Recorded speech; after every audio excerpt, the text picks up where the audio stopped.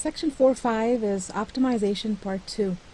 This section is slightly different from 4.4 in the sense that in 4.4 we were given functions that we needed to optimize.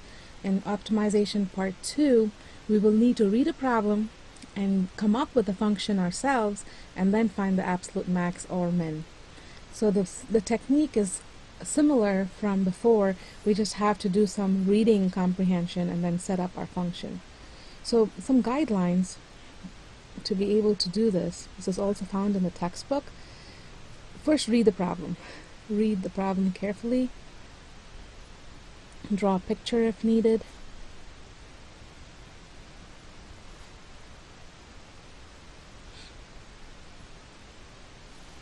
Okay, if it's appropriate, draw the picture.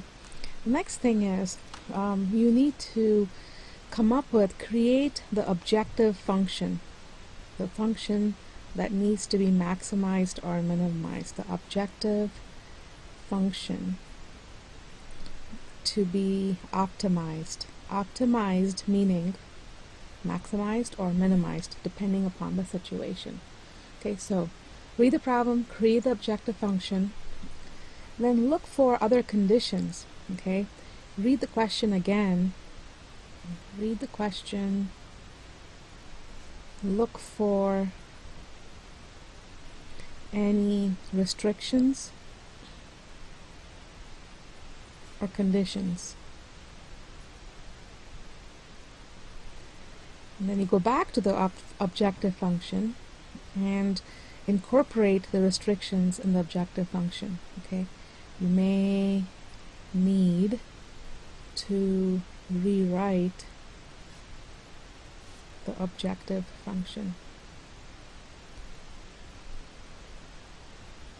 Once you get to this stage, the last step is to use the concepts from section 4.4 to find the absolute max or min as appropriate. Alright, let's just get to the examples. In my worksheet I have 4 questions. That's obviously not enough, so be sure to try the homework. And as always, let me know if you have any trouble. So the very first question on this worksheet has, this is what it should look like. You have a rancher who has 300 feet of fencing material, and he intends to enclose a rectangular corral, dividing it in half by a fence parallel to the short sides of the corral. What is the maximum area that can be enclosed? So the first step is read the problem carefully and draw a picture. So let's draw the picture. Rectangular corral with a division in between parallel to the short sides. Now, next step is to write the objective function. Our object is to maximize the area. So area, well, we need some letters here. We need some variables. Let's say all these sides are x, and then this side is y. Area of a rectangle is length times width, so that's just x times y. Now the problem here is that we have 2 variables for our objective function. We can't have 2 variables because we need to be able to take derivatives and use the critical points, and we don't want y there. Now remember, in the next step I had said read the question, look for any restrictions or conditions. See, here's where we are. Read it again, look for any restrictions. Our condition is that the rancher has 300 feet of fencing material. So that corresponds to not the area but the perimeter, because you're going around and around and around and in the middle. So I'm going to go off to the side and write 300 equals, the fence gets wrapped around each edge. So you have y and y, which is 2y, plus it gets wrapped around these edges, so that's 3x. And then I had said you may need to rewrite the objective function. You don't want y there. So you go back to this condition and solve for y. So to do that, we're going to subtract 3x. 300 take away 3x equals 2y. And finally we divide by 2. Now if I divide by 2, I need to divide everything by 2. So that's 150 minus 3 halves is 1.5x equals y. This is going to get plugged in over there for y. So we have a is x times 150 minus 1.5x, and right away we can see that this is now a much nicer function in terms of one variable. I'm going to distribute the x, so I get 150x minus 1.5x squared, and then the next step is to use concepts. This is step 5 from section 4.4 to find the absolute max and min. So the way it worked there was we needed to have an interval that this would make sense in, a closed interval. Well, as you can see here, x has to be positive. It can't be negative, it's a length. And then this part, so this could be 0 or this could be 0. So let's think about what the domain should be there. What is 150 divided by 1.5? Oops. 150 divided by 1.5 is 100. So the most it can be is 100. But even that, you only have 300 feet of fencing. If you do 100, 100, 100, there's no fencing there. But this is going to be enough to suit our purposes, so we'll move on. The first derivative is what we need. 150 minus 2 comes down, it becomes 3x. You set this to equal 0, and you solve for x, so 150 equals 3x, divide by 3, you get 50. Now, if you hadn't come up with this interval, you could have just drawn a quick number line, put 50 there, use the first derivative test, plug in, let's say, 0 and 100 into the first derivative, and you plug in 0, you get a prime at 0 is positive, function is increasing, and then plug in 100, a prime at 100 would be negative, because it's 150 minus 300, so decreasing. So by the first derivative test you have a max there. So the question said what is the max, and we do get a max, but what is the area itself? So we know x, we can plug it in here and find the area, or using x we can find y. Y is right here, it's 150 minus 1.5x, plug in the 50 there. 150 minus 1.5 times 50, put that in your calculator. 1.5 times 50 is 75, so you get to 75. So this side is 50, and this side is 75. So the area, the maximum area is 50 times 75, which is 3,750, and it's square feet. This area is square feet. Alright, so the key is to read the problem, come up with a subjective function, use any condition so you only have one variable, and then do the calculus. Let's try another question. This one says that you have a builder who decides to fence in a rectangular area of 800 square feet behind his warehouse, using the wall of the building as one of the 4 sides. So if this is the warehouse, and he's building behind this is the back part, the wall is part of this, you're not putting any fencing there. For the other 3 sides, you need fencing, so no fence needed on this side. Let's keep reading. What is the least amount of fencing necessary for the other 3 sides? So in this problem, you know the area, it's 800. Let's suppose this is x, and this is y. We need to come up with our objective function. We need to minimize the amount of fencing for the other 3 sides. So that means we need to figure out x and y, and that's your perimeter in this case. So 2x plus y needs to be minimized. We run into the same problem as last time, namely we have x and y, 2 variables. So let's read this condition and see how we can use it to get rid of one of the variables. What's the formula for area of a rectangle? Area is x times y, but that is 800. Let's solve for y, so we divide by x. So this is going to be substituted in right there. So you have p equals 2x plus 800 divided by x. Then we can find the derivative of this, but before we do that, let's bring the x up, x to the negative 1. So p prime is 2, the derivative is 2 here, the negative comes down, 800 times x to the negative 2, rewrite 800 over x squared and set this to equal 0 to solve for critical points. So you can move this over to the other side. 2 equals 800 over x squared. Multiply by x squared on both sides. 2x squared equals 800. Divide by 2. So x squared is 400. We take square roots. It's plus or minus 20, but x can't be negative, so only choose 20. Once again, if you put 20 on a number line, and let's say you pick 1 and you pick 30, notice I didn't pick 0 because you can't plug 0 in there. Put this into the derivative. P prime at 1. It's 2 minus 800 over 1, which is negative, decreasing first. I plug in 30. 30 squared is 900. So 2 minus something smaller than 1, you can check this on your calculator, it's positive. So the function is increasing. First derivative test tells us there's a valley, you have a minimum there. So minimum parameter if x is 20. But the question asked us, what is the least amount of fencing? We need to find the parameter itself, and we can either find y and then add it all up, or we can go right here and plug it in there.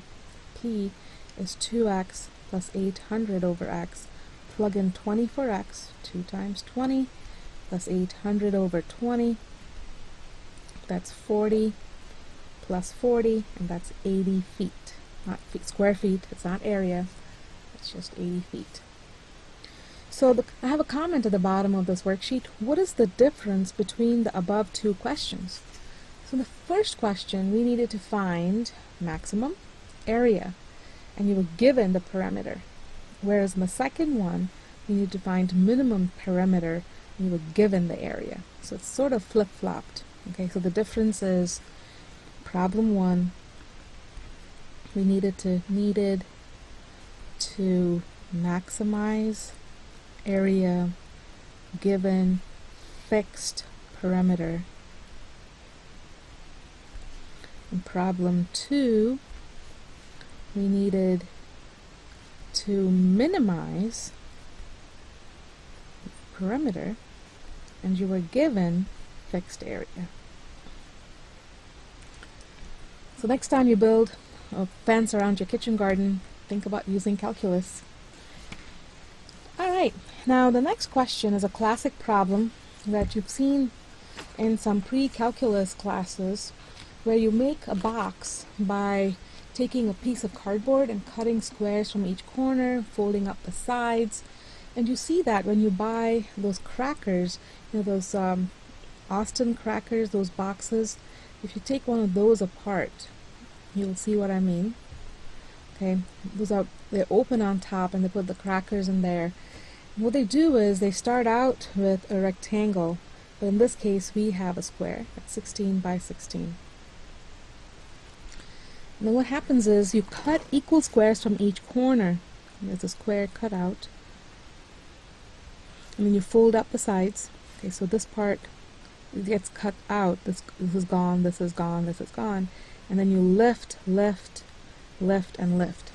Okay, so that's kind of what's happening there, and then you get a box that's open.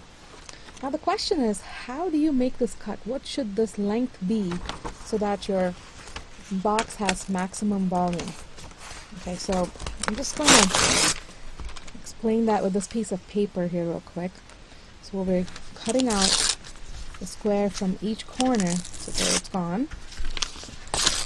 There it's gone. And you can try this at home with scissors. Keep it neat. I'm not prepared right here in my location. So you can cut out squares neatly, hopefully, and then you lift. And you lift each side. And then you get a box. Okay. And you can use tape and so on.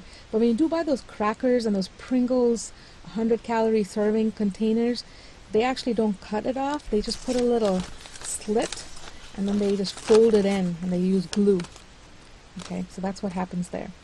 So pretend that this was originally 16 by 16. And let's say we cut out a square of side x. So when you cut out x and x from each side, from here to here was 16.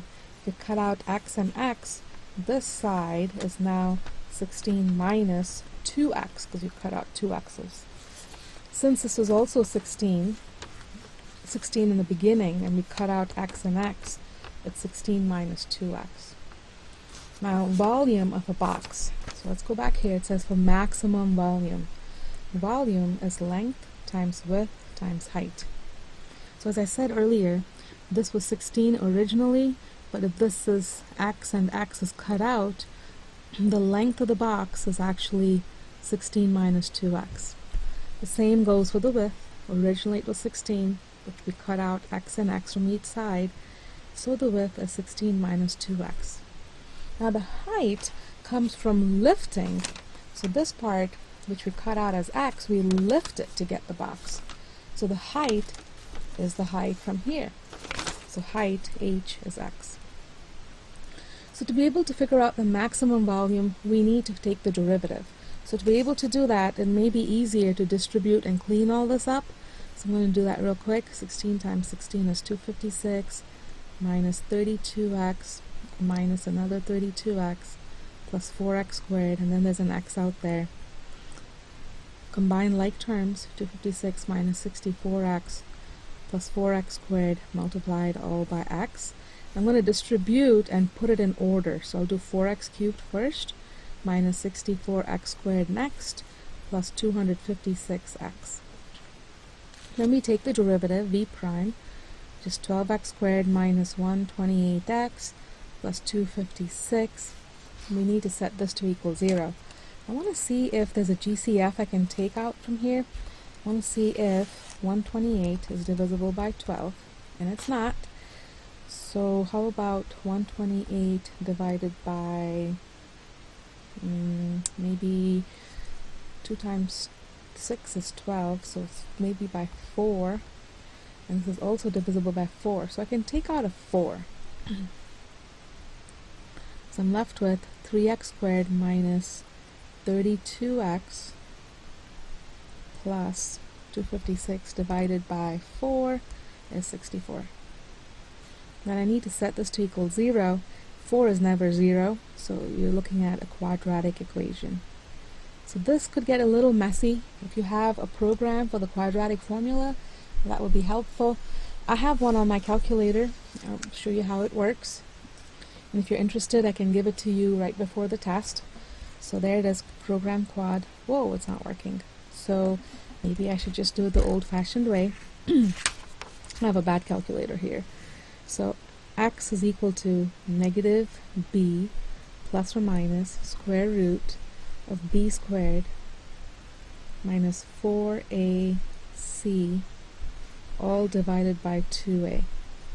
So it's 32 plus or minus square root of 32 squared is 1024 minus 4 times 3 times 64 is 768 all over 6. So I need to subtract those two. 1024 minus 768 is 256. The square root of 256 all over 6. So that's 16 all over 6. So we have two answers. 32 plus 16 is 48 over 6, which is 8.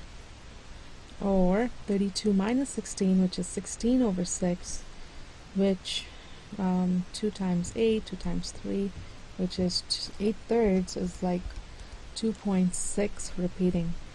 Now let's think about these two answers. They're both critical points, but one of them doesn't make any sense. See, x represents how we cut the corner. If it's 16 to begin with, can x be 8? Would you be able to cut 8 and 8 and you'd have no box, no paper left for a box? This, not valid. That's your critical point. So the question was for maximum volume. So to make sure that it is a max, you would draw a quick number line at 2.6 repeating. You can plug in 0, you can plug in 10 into the first derivative. Plug in 0, it's positive. Plug in 10, so it's 3 times 100, which is 300. Minus 32 times 10 is 320, plus 64. I'm getting, let's double check this. So it's 3 times 10 squared minus 32 times 10 plus 64, and I'm getting a positive value, which does not make sense. Let's double check our work. We should get a negative value at 10. So it's 3 times 10 squared minus 32 times 10 plus 64. Going back here,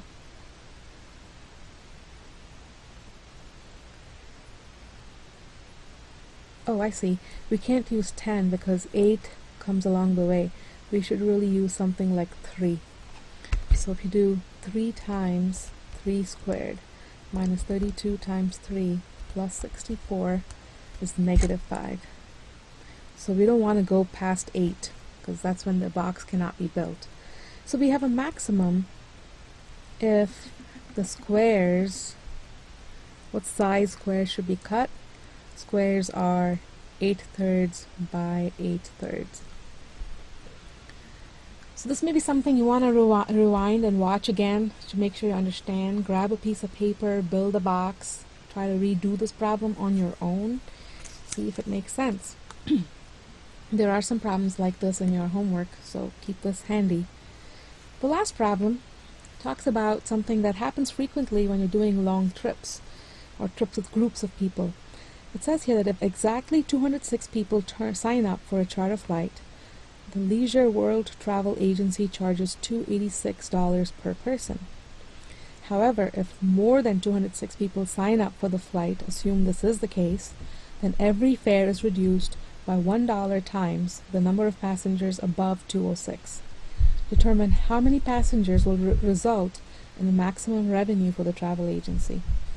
So as a hint here, let X denote the number of passengers above 206. Show that the revenue function, R of X, is given by this. What is the maximum revenue? What would be the fare per passenger in this case? So to understand why this is the case, we're going to actually play with some numbers here. Let's say we have number of passengers.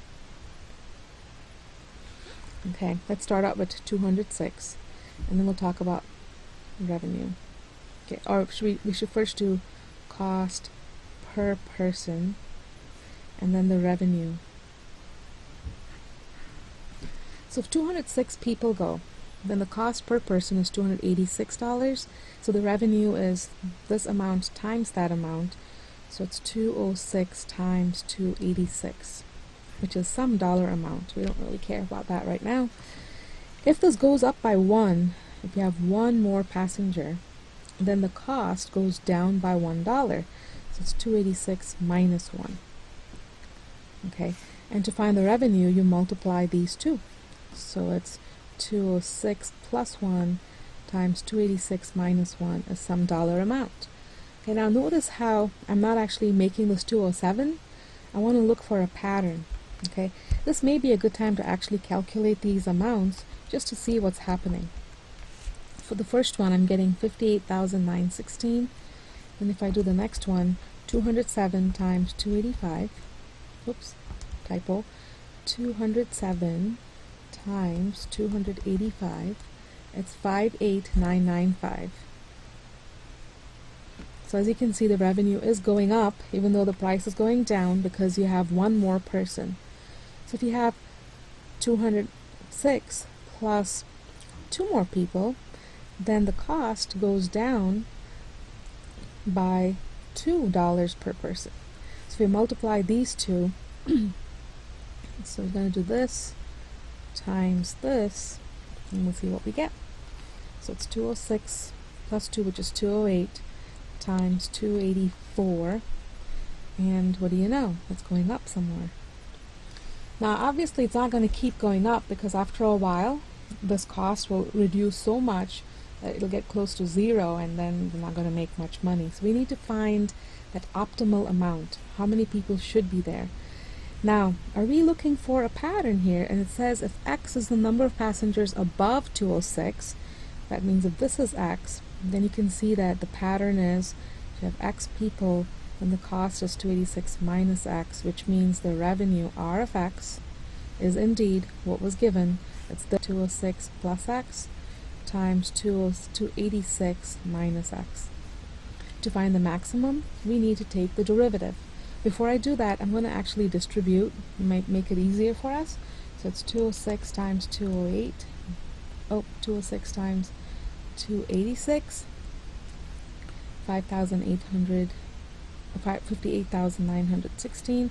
Then we do the outer and the inner, so we get negative 206, positive 286.